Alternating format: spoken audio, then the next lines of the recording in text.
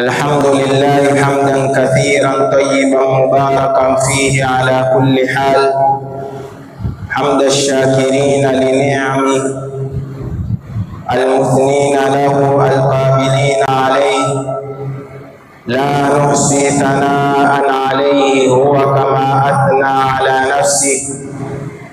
والصلاة والسلام الأتمان الأكملان المتلازمان على سيد الوجود محمد، رحمة الله المهداة للعالمين، الفاتح لما أغلق والخاتم لما سبق، ناصر الحق بالحق والهادي إلى صراط الله المستقيم، وعلى آله وصحبه حق قدره ومقداره العظيم.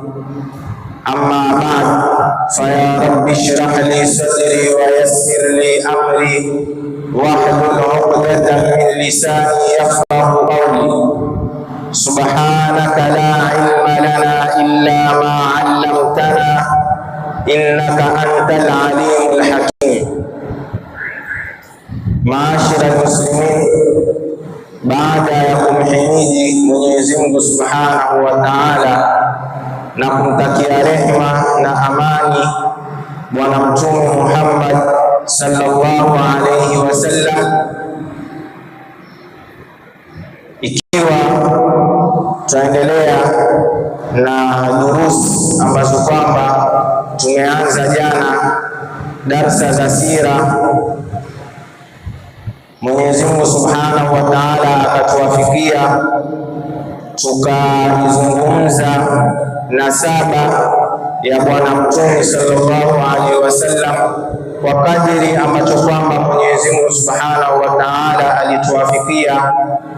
Leo insha Allah tutaendelea na mlango ambao mbele yetu leo itakuwa ni kuzungumza manaqibu ajdadi Rasulillah, sifa za mababu wa Bwana Mtume Muhammad sallallahu alaihi wasallam. Walikuwa ni watu sampuli gani? Ni watu wenye sifa gani? Jana tuliafikiwa tukaizungumza nasaba ya Mtume sallallahu alaihi wasallam, tukaelezana na kukumbushana kuwa nasaba ya Mtume sallallahu alaihi wasallam imetoka kwa Sayyidina Ibrahim kupitia mtoto wake Sayyidina Ismail. Nasaba hii tukaeleza kuwa imegawanyika vigawanyo. Kuna kigawanyo ambacho kwamba ni muttafaqun alayhi, wanazuoni wote wamekiafiki kuwa kigawanyo hicho ni nasaba ya Mtume, hamna shaka ndani yake, nao ni kuanzia Muhammad ibn Abdullah kufika mpaka Maadi ibn Adnan. Sasa kwa kuwa hii muttafaqun imeafikiwa na wanazuoni, mwenye kitabu ameanza kuanzia Maadi kushuka chini. Asema an-nabiy sallallahu alayhi wasallam min sulalati aba'in kiram, Mtume Muhammad sallallahu alaihi wasallam ametokamana na kizazi cha mababa watukufu, wa kullu sadatun wa qada, na wote walikuwa ni mabwana, ni masayid, na wote walikuwa ni viongozi katika watu wao. Walahum makanun makinun wa maqamun baina al-arabi adhim, na wao wana sehemu iliyomakinika na makamu kati ya Waarabu, makamu ambayo kwamba ni adhim, ni matukufu, yani ni watu ambao kwamba ni wenye vyeo vitukufu na ni wenye kutizamwa na jicho la kuwa hawa watu walikuwa ni watu wakubwa. Wakajishtaharu bilhikmati washajaati waliqdami walkaram, na ni watu ambao kwamba walichangaa kwa hikma, ni watu ambao kwamba walikuwa wana busara nyingi, wana hikma nyingi. Waman yu'ta al-hikmata faqad utiya khairan kathira, na aliyepewa hikma basi huyo amepewa kheri nyingi. Hivyo ni watu walikuwa ni watu wenye hikma, na ni watu ambao kwamba walikuwa ni mashujaa, na ni watu ambao kwamba walikuwa wakipenda kujitolelea katika kutumikia umma, kutumikia watu wao, na ni watu ambao kwamba walikuwa ni wakarimu, ni watu wenye sifa ya upaji, sifa ya kutoa.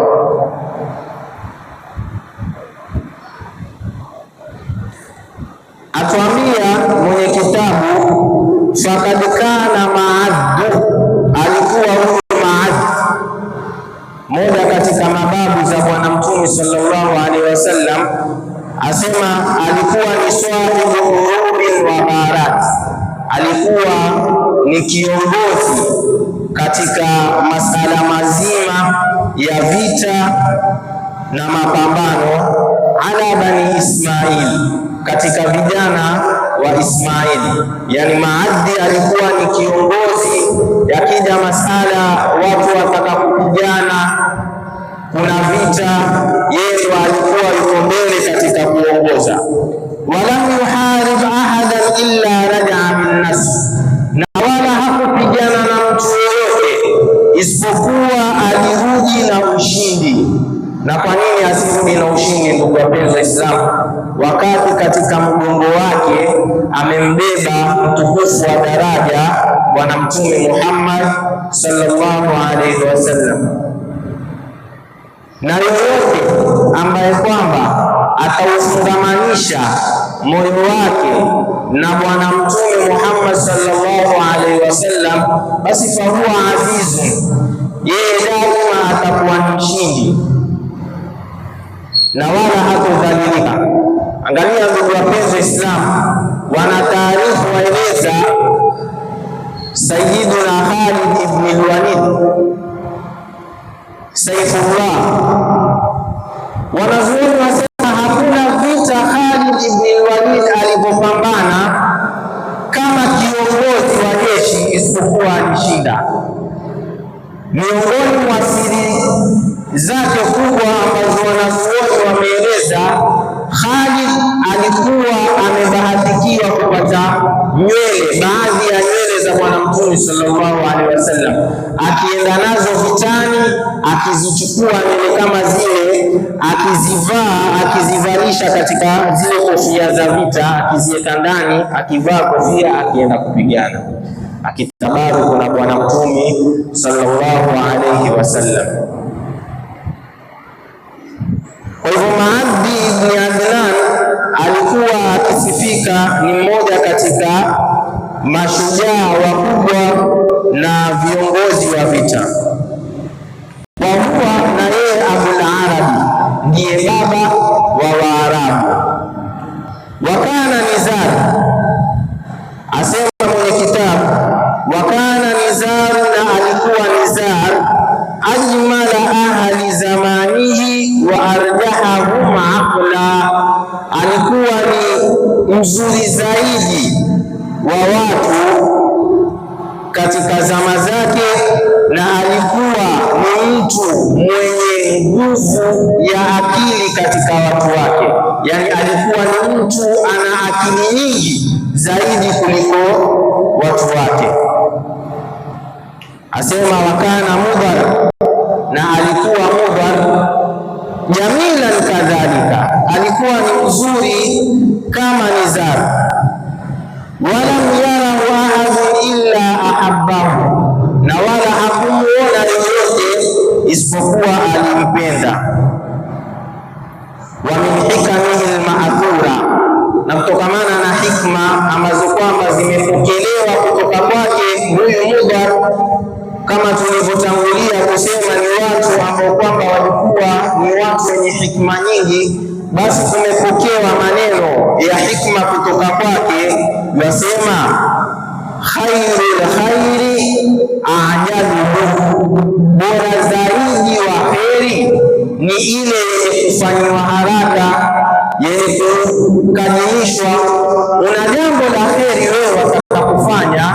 usilicheleweshe, lifanye lipatilize kwa haraka.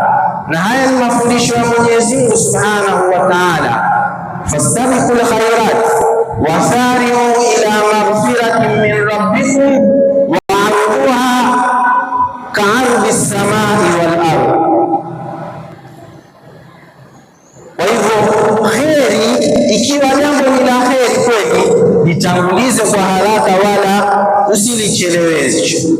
Kisha yasema fahmilu anfusakum ala makruhiha, na zilazimisheni nafsi zenu kutokamana na yale machukivu yake. Yani nafsi ina mambo ambayo kwamba yachukia, kile ambacho kwamba nafsi yachukia, basi ndio usilazimishe nafsi na hayo machukivu. Nafsi haipendi kusoma Qur'ani, lazimishe katika kusoma Qur'ani. Nafsi haipendi kuamka usiku kufanya ibada, ilazimishe. Nafsi haitaki kuamka alfajiri kushika maji baridi, ilazimishe. Kila ambalo kwamba ni machukivu katika nafsi, basi wewe ilazimishe nalo, litakuwa jambo la kheri. Yasema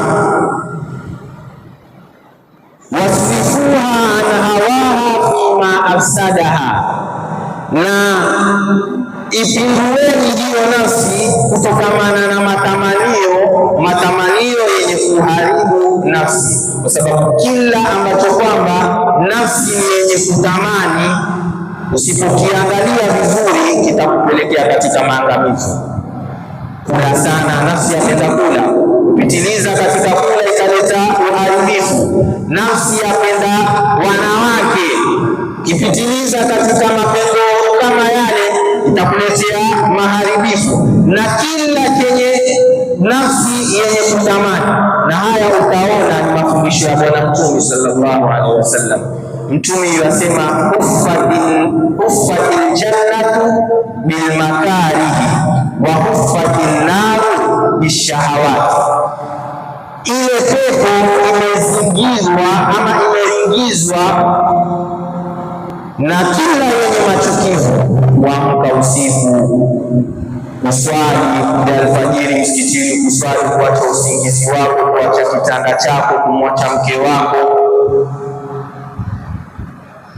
kufunga, kuacha chakula chako kizuri. Haya yote nafsi yachukia, lakini pepo ndio imeingizwa katika haya mambo ambayo kwamba nafsi kimaumbile yachukia. Wahuffati naru bishahawati, na moto umeingizwa na matamanio yale ambayo kwamba nafsi ya tamani, ndio moto umezungukwa na mambo kama haya. Nafsi yapenda wanawake, nafsi yapenda kudhulumu, nafsi yapenda mali, yale yote nafsi yapenda kujigamba, yale yote ambayo kwamba yamezungukwa na moto, ndio kuna nafsi yapenda. Yale yote ambayo kwamba ndio njia ya kuipata pepo, nafsi yayachukia. Ndio imepokewa katika hii riwaya kutoka kwa Mudhar, yasema fahmilu anfusakum ala makruhiha, zilazimisheni nafsi zenu kwa yale ambayo kwamba yayachukia. Wasrifuha an hawaha fima afsadaha, na muzikataze kutokamana na matamanio yake, matamanio ambayo kwamba yapelekea katika maangamivu. Ndio Mwenyezi Mungu akatuambia wa amma man khafa maqama rabbihi wa nahaa nafsa 'anil hawa fa innal jannata hiyal mahwa. Yule mwenye kumwogopa Mwenyezi Mungu, yule kusimama mbele ya Mwenyezi Mungu Subhanahu wa Ta'ala, kisha wanahaa nafsa 'anil hawa, akaikataza nafsi yake kutokamana na matamanio, basi huyo ndio pepo itakuwa mashukiwa yake. Asema falaisa baina salahi wal fasadi illa sabrun fawa, hakuna kati ya kusilihi na kuharibu isipokuwa ni subira ya muda mfupi. Walfawaqu ma baina alhalbatain, na hili neno fawaq maana yake ni kati ya makamuzi mawili. Umemkamua ngamia ukamaliza kisha ukarudi tena, yani muda mchache, basi fanya subira, vumilia kutokana na matamanio kwa muda mchache, kisha malipo yake yatakuwa makubwa. Wa Mudhar atuambia awwalu man hada lilibli, ndio wa kwanza aliowaimbia ngamia wale huimbiwa, wakapelekwa mashambani wakatulizwa. Wakana min ahsani nnasi sauta, na alikuwa ni mtu mwenye sauti nzuri zaidi. Wakana Ilyas, aendelea kutuambia mwenye kitabu, na alikuwa Ilyas mmoja katika mababu za Bwana Mtume sallallahu alaihi wasallam, fil arabi, katika Waarabu, mithla Luqman al-Hakim fi qaumihi, alikuwa ni mfano wa Luqman al-Hakim katika watu wake. Alikuwa ni mtu mwenye hikma nyingi sana. Wa min hikamihi, na miongoni mwa hikma zake yasema, man yazra khairan yahsud ghibta, mwenye kupanda kheri basi atavuna furaha na sururi. Wa man yazra sharran yahsud nadama, na yoyote mwenye kupanda shari basi atavuna majuto. Na haya ni mfano wa Mwenyezi Mungu Subhanahu wa Ta'ala aliyosema, wa man ya'mal mithqala dharratin khairan yara wa man ya'mal mithqala dharra shar wa man ya'mal mithqala shar wa man ya'mal mithqala khairan dharratin wa man ya'mal mithqala dharratin sharran yara, na yoyote mwenye kufanya jambo la shari basi ataliona. Mwenye kufanya kheri ataliona, na mwenye kufanya shari ataliona kwa Mwenyezi Mungu Subhanahu wa Ta'ala. Wa amma Fihr, na ama Fihri, fa ilayhi jama'u Quraish, yeye ndio aliyekusanya makabila yote ya Makureishi, yametokamana na huyu Fihri.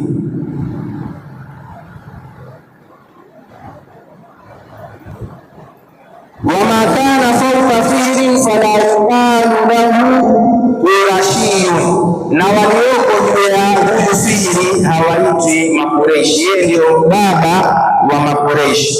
Bali yuqalu lahu, bali wanaitwa Kinaniyun, yani hawa tuliowataja kina Ilyas, kina Mudhar, kina Nizar, kina Maadi, kina Adnan, hawa ni katika wanaitwa Kinaniyun. Hawa ambao sasa tuwashuka kuwasoma kina Fihri, kina Ka'b, kina Murra, hawa ndio Makureishi na asili yao ni huyu Fihri. Yeye ndo amekusanya matumbo yote ya Makureishi. Asema, wakana Fihrun kariman yufattishu ala hajati almuhtaji fayasudduha bimalihi. Huyu Fihri alikuwa ni mkarimu sana, ni mtoaji sana, akitafuta kila mwenye haja amsaidie haja zake kupitia mali yake, na huu ndio usawa. Leo maal asafi shadid ni kuwa mpaka mtu awe na tabu, awe na dhiki, ashikike, atoke akadhalilike, akaombe ndio akapata msaada, tena kubahatisha. Lakini babu yake huyu Mtume sallallahu alaihi wasallam, yeye alikuwa akitafuta wenyewe wale wahitaji, akiwasaidia. Wa huwa al-jaddu sadis, naye ndio babu wa li Abi Ubaidah ibn al-Jarrah. Babu wa sita wa sahaba huyu Abu Ubaidah Amir ibn al-Jarrah, ambaye ni katika Makureish. Abu Ubaidah ni mmoja katika maswahaba jalil sana wa Bwana Mtume sallallahu alaihi wasallam, nao ni mmoja katika wale wa kwanza wa mwanzo kuingia katika Uislamu, na ni katika baadhi ya wengi walioslimishwa na Sayyidina Abi Bakri As-Siddiq radhiyallahu anhu. Miongoni mwa walioslimishwa na Sayyidina Abubakar ni kina Sayyidina Uthman ibn Affan, Sayyidina Uthman ibn Mad'un, Abdurrahman ibn Auf na maswahaba wengi, na Abu Ubaidah ni mmoja wao. Mtume sallallahu alaihi wasallam asema likulli ummatin aminu, kila umma una muaminifu. Wa aminu hadhihi umma Abu Ubaidah, na muaminifu wa umma huu ni Abu Ubaidah. Na Abu Ubaidah, ndugu wapenzi Islam, ana jambo kubwa katika taarikhi ya Kiislamu, mpaka ikawa ndiyo sababu ya moja katika aya za Mwenyezi Mungu Subhanahu wa Ta'ala kuteremshwa. Wanataarikhi wasema Abu Ubaidah katika vita vya Badri, vita ambavyo kwamba vilitokea katika mwezi huu ambao tuko ndani yake, mwezi wa Ramadhani, Abu Ubaidah alipambana uso kwa uso na mzazi wake, babake. Yani umetoka tena, ndiyo vita vya kwanza kabisa kupiganwa. Kisha katika maaraka, katika uwanja wa vita, adui yako katika maadui zako ambao kwamba wakutana nao ni mzazi wako tu. Abu Ubaidah alifanya nini? Taarifa yatuambia hakuangalia huyu ni baba, alimwangalia huyu ni kama adui wa Mwenyezi Mungu Subhanahu wa Ta'ala, akammaliza. Na ndio ukisoma katika kitabu Suwaru min Hayati Sahaba cha Ad-Doktor Abdurrahman Rafat al-Pasha, mmoja katika wanazuoni wa Syria, asema lam yaktul Abu Ubaidah abahu, Abu Ubaidah hakumuua babake, wa innama qatala ashirka bi shakhsi abihi, yeye aliua shirki ambayo kwamba ilikuwa katika shakhsi ya babake. Huyu ndio Abu Ubaidah Amir ibn al-Jarrah, aminu hadhihi al-umma, na yeye ni mmoja katika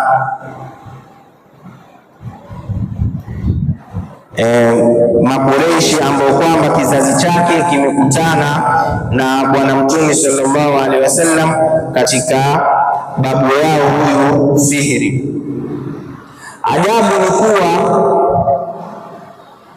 leo kuweza toka mtu akatoa maneno ya kejeli, maneno ya dharau kuwazungumza maswahaba, wakati watu kama hawa wamepambana na watu katika familia zao. Sayyidina Abi Bakri, mtoto wake Abdurrahman, aliposilimu alimwambia, mimi katika vita vya Badri nilipata nafasi nikumalize, wakati huo hajakuwa Muislamu. Akamwambia, lakini nikaona babangu. Sayyidina Abubakar akamjibu akamwambia, lau mimi ningepata nafasi hiyo ningekumaliza. Ndio Mwenyezi Mungu akateremsha ile aya akiwazungumza Abu Ubaidah, Sayyidina Abi Bakr, kina Mus'ab ibn Umair na maswahaba wengine. Wanazuoni wa tafsiri wametaja baadhi ya maswahaba. Mwenyezi Mungu akateremsha aya, la tajidu qauman yu'minuna billahi wal yawmil akhir yu'aduna man hadda Allah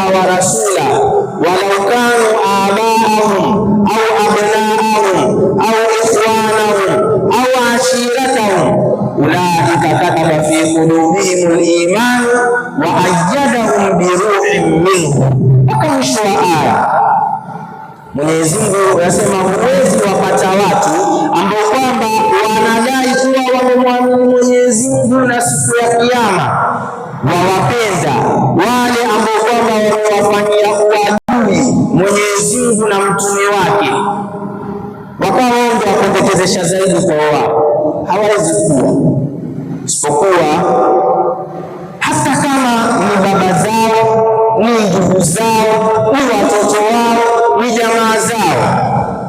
Ndio hawa kina Abu Ubaida walisimama wakapigana na mababa zao, kina Sayyidina Abubakar wakasimama wakapigana na watoto wao. Mwenyezi Mungu akawasifu kule mbele. Mwenyezi Mungu alisema nini? Radiyallahu anhum wa radu anhu ulaika hizbullah. Hawa hili ndio pote la Mwenyezi Mungu Subhanahu wa Ta'ala. Kwa hivyo mtu akitoka akatoa kauli zake chafu akawazungumza maswahaba, pengine mtu atakuamka alfajiri kuja kuswali mbala, kisha ana maneno marefu, ana kinywa kirefu cha kusimama cha kuwazungumza maswahaba. Aina thara min thuraya, sisi ni mchanga, maswahaba ni nyota, ni wapi na wapi? Kwa hivyo Abu Ubaida ni moja katika Fihri, ni mmoja katika mababu zake na ana manakibu mingi ambayo kwamba wanazuoni wameeleza. Asema mwenye kitabu, wa huwa jaddu thamin li Umar ibn al-Khattab radhiyallahu anhu, na huyu Ka'b ni babu wa 8 wa Sayyidina Umar ibn al-Khattab radhiyallahu anhu. Kana yajma'u qaumahu yawm al-aruba, alikuwa akiwakusanya watu wake siku ya Aruba. Waarabu walikuwa wana siku yaitwa siku ya Aruba. Siku ya Aruba ni yaumul jumua, siku ya Ijumaa. Kwa hivyo huyu Ka'b alikuwa akiwakusanya watu wake siku ya Ijumaa, fayaidhuhum, akiwatolea wao mawaidha, wa yudhakiruhum bimab'athi nabii sallallahu alaihi wasallam, na akiwakumbusha kuwa kutakuja mtume wa mwisho mtukufu wa daraja, rehema za Mwenyezi Mungu Subhanahu wa Ta'ala zimfikie Ka'b huyo.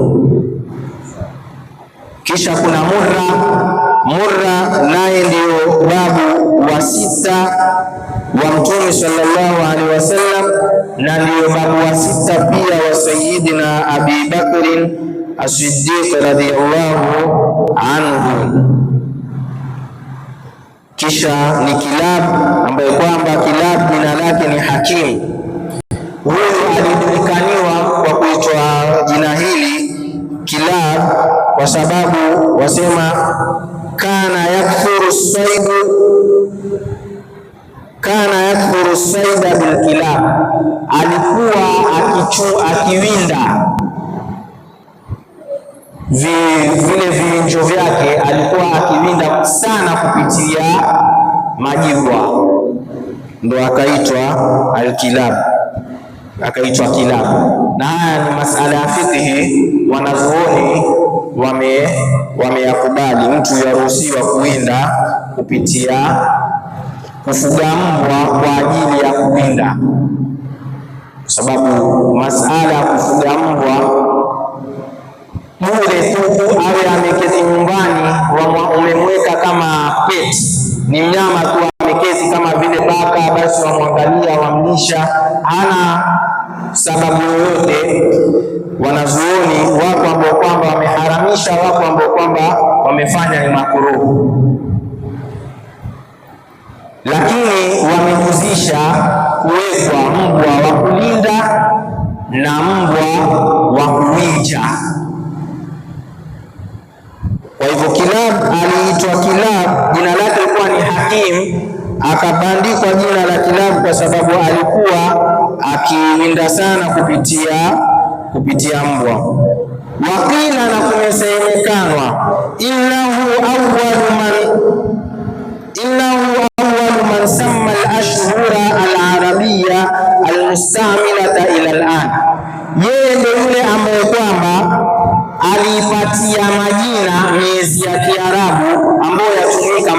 hii Muharram, Safar,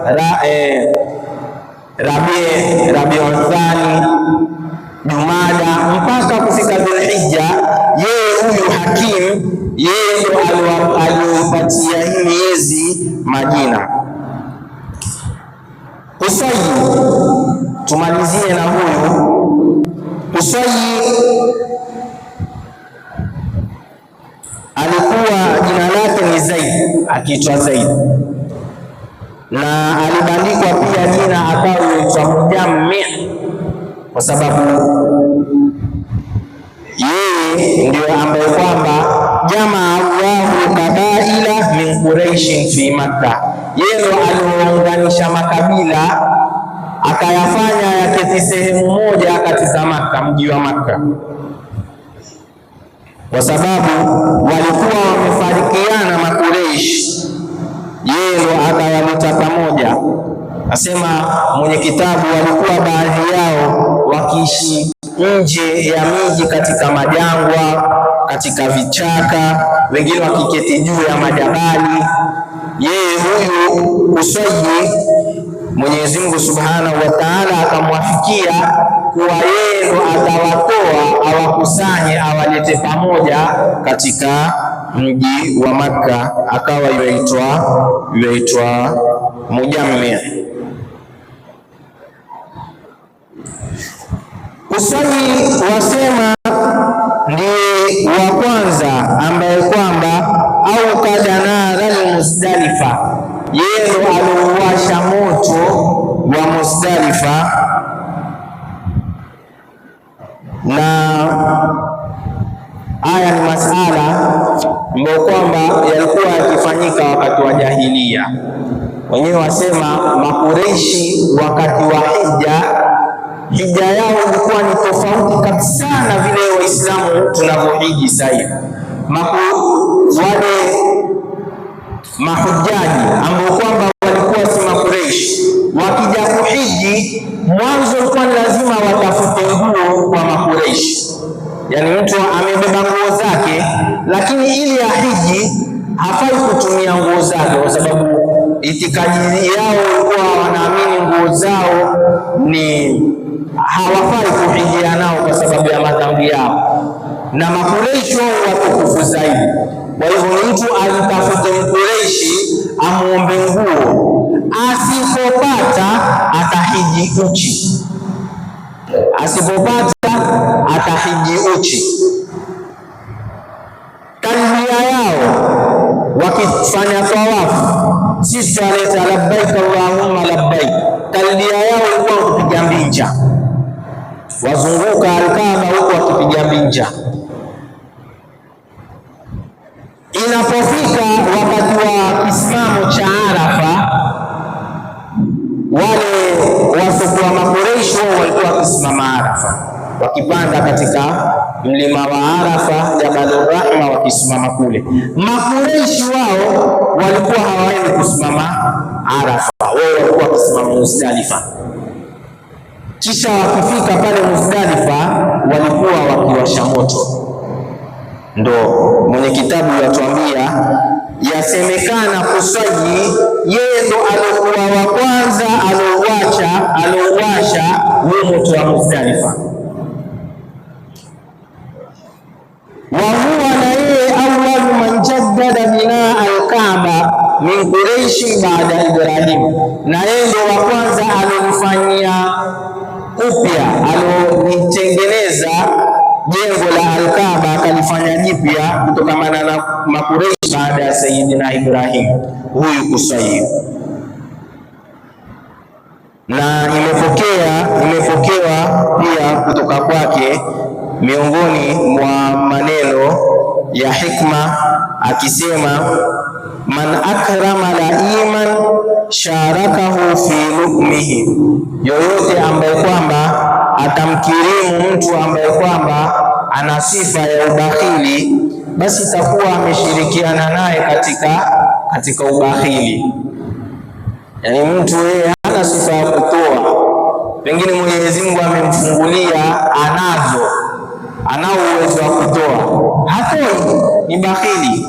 Kisha akatoka mtu ambaye kwamba akaona hamna mtu wa kukirimiwa isipokuwa ni kumkirimu huyu bakhili, basi itakuwa wameshirikiana katika ubakhili wake, katika maneno ambayo kwamba yamepokewa kutoka kwake. Kisha yasema wa man lam tuslihu alkarama aslahahu alhawan, na yoyote ambayo kwamba hautomtengeza yeye utukufu, basi utakomtengeza yeye ni udhalilifu. Yani Mwenyezi Mungu amekubarikia, amekufungulia katika maisha yako, ni nafasi Mwenyezi Mungu amekupa, badili ya nafasi ile uichukue kuwa ni nafasi ya kujitengeza katika maisha yako, ukaipoteza, basi itakapokudhalilifu, utakapokuja umaskini, huo maskini utakutandika mpaka ukufanya ubadilike, kwa sababu utakuwa hauna budi uende mbili. Asema wa man talaba fawqa qadrihi istahaqqa alhirman, na yoyote ambaye kwamba atatafuta kilichoko juu ya uwezo wake, basi yastahiki kunyimwa. Walhasudu huwa aladuu alkhafi, na hasidi ndiyo adui aliyefichika. Yani mtu ambaye kwamba ni adui yako lakini amefichika, huwezi kujua, huyo ndo hasidi. Yani hasidi si mtu wa kujitokeza na kudhihirisha chuki zake na uadui wake. Yeye ni mtu ambaye kwamba atajifanya ni rafiki yako, yuko karibu yako, yazungumza na wewe vizuri, kumbe yakuhusudu. Huyo ndio hasidi. Kwa hivyo ndugu wapenzi wa Islam, hawa ndio baadhi ya mababu ya Bwana Mtume sallallahu alaihi wasallam pamoja na manakibi zao. Kesho Mwenyezi Mungu Subhanahu wa Ta'ala akituafikia, tutakuja tumalize Abdul Manaf ambaye kwamba maneno yake ni mafupi, kisha tumweleze Hashim pamoja na Abdul Muttalib, tuwamalize hawa mababu zake Bwana Mtume sallallahu alaihi wasallam, kisha tuje tuwazungumze maami zake Bwana Mtume sallallahu alaihi wasallam. Mpaka hapa tutakoma. Ikiwa kuna nuksan na makosa ambayo kwamba tumeyatanguliza, basi ni kutokamana na uchache wa elimu yetu na kuwa sisi ni binadamu, na ikiwa tumepata katika sehemu tuliyozungumza, basi ni taufiki ya Mwenyezi Mungu Subhanahu wa Ta'ala na bidii za wale ambao kwamba waliwacha shughuli zao wakaketi wakatusomesha. Tuomba radhi ikiwa tumekosea. Mwenyezi Mungu Subhanahu wa Ta'ala atutilie baraka katika haya ambayo kwamba tuyafanya, atupatie ikhlasi. Mwenyezi Mungu Subhanahu wa Ta'ala atujalie minal ladhina yastami'una alqawla fayattabi'una ahsana. Allahumma arina alhaqqa haqqan warzuqna ittiba'a wa arina albatila batilan warzuqna ijtinaba birahmatika ya arhamar rahimin. Wa sallallahu ala sayyidina Muhammadin wa ala alihi wa sahbihi wa sallam. Alhamdulillahi rabbil alamin.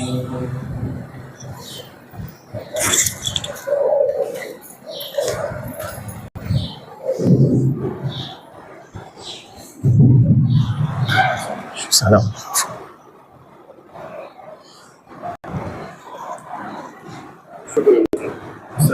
Shukran.